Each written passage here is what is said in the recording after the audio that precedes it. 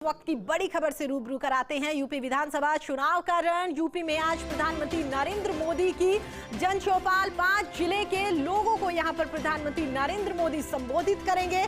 दोपहर 1:30 बजे प्रधानमंत्री नरेंद्र मोदी वर्चुअली आमजन को संबोधित करते हुए नजर आएंगे। सहारनपुर, शामली, बागपत और गौतम बुद्ध नगर की जनता से प्रधानमंत्री नरेंद्र मोदी सीधा संवाद करेंगे। मुजफ्फरनगर के लोगों से भी यहां पर प्रधानमंत्री नरेंद्र मोदी बातचीत करेंगे। तो आपको बता दें, आगामी विधानसभा चुनाव को लेकर लगातार तमाम पार्टियां तैयारियों में जुटी हुई है और इसी बीच में प्रधानमंत्री नरेंद्र मोदी आज 5 जिले जो हैं वहां की जनता से बातचीत करेंगे। संवाद यहां पर वो उनसे करेंगे। इसी खबर पर हमारे साथ बातचीत करने के लिए हमारे सहयोगी एहतेशाम हमारे साथ जुड़ गए हैं। एहतेशाम, कह सकते हैं जैसे जैसे तारीखें नजदीक आ रही है वैसे वैसे प्रचार अभियान भी लगातार बढ़ता हुआ दिखाई दे रहा है। देखिए, उत्तर प्रदेश की सियासत लगातार गर्म होती चली जा रही है और बीजेपी अपनी पूरी शक्ति का इस्तेमाल कर रही है। पूरा पावर उसने झोंक दिया है।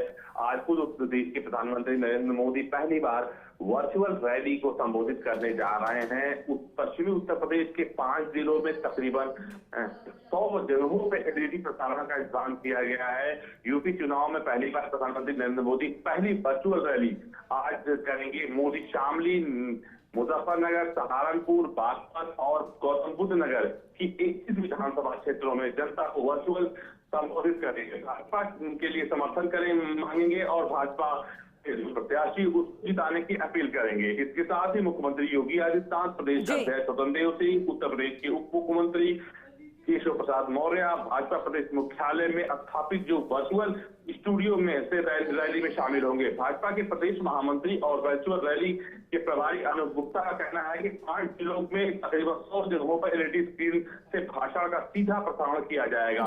निर्वाचन आयोग के कोविड प्रोटोकॉल के तहत एक स्थान पर कम से कम 500 लोग बैठाए जाएंगे। उनके बीच में डिस्टेंस रखा जाएगा। इस तरह तकरीबन 50,000 लोग एक साथ भाषण सुन सकते हैं।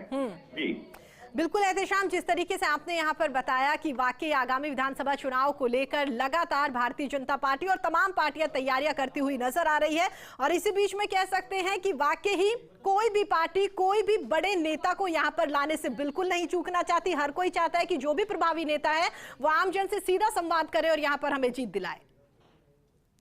जी हाँ, देखिए, जिस तरह से उत्तर प्रदेश में सियासत गर्म होती चली जा रही है और जिस तरह से घमासान हुआ है उसमें कहीं न कहीं बीजेपी ने अपनी पूरी शक्ति लगा दिया है। अगर जमीनी हकीकत की बात करें पश्चिमी उत्तर प्रदेश की, तो पश्चिमी उत्तर प्रदेश की जो हालात है वो इस बार जब 2017 चुनाव हुआ था तो उसकी हवा का रुख जो था भारतीय जनता पार्टी के फेवर में था। तमाम राजनीतिक दलों को क्लीन स्वीप मिल गया था, लेकिन अब हवा ठीक उसकी उल्टी बह रही है क्योंकि किसान आंदोलन के बाद कहीं न कहीं भारतीय जनता पार्टी बैकफुट पर है और भारतीय जनता पार्टी को काफी मशक्कत करनी पड़ रही है और क्योंकि उसको लगातार टक्कर मिल रही वो आरएलडी समाजवादी पार्टी से मिल रही है। ऐसे में भारतीय जनता पार्टी ने कि जो बड़े नेता हैं, केंद्रीय मंत्री हैं, साथ साथ जो स्टेट के मंत्री हैं, दूसरे राज्यों के मंत्री हैं, वो लगातार एक एक घरों में जा के जनसंपर्क कर रहे हैं। लेकिन जो जमीनी लड़ाई है वो जमीनी लड़ाई 2 ही पार्टियों के बीच में आके टिक गई है। अब लोगों को एक उम्मीद है कि जो प्रधानमंत्री हैं हमेशा रैलियों के जरिए चमत्कार करते थे, लेकिन कोविड प्रोटोकॉल के तहत वो नहीं हो पा रहा है। तो उनको इस बात की उम्मीद है कि वर्चुअल रैली से हमें कुछ फायदा जरूर मिलेगा, जिसके तहत आज बाकायदा वर्चुअल रैली का इंतजाम किया गया और वर्चुअल रैली में प्रधानमंत्री बिल्कुल एहतेशाम, इस रैली पर आप अपनी नजर बनाए रखेगा। हमारे साथ बातचीत करने के लिए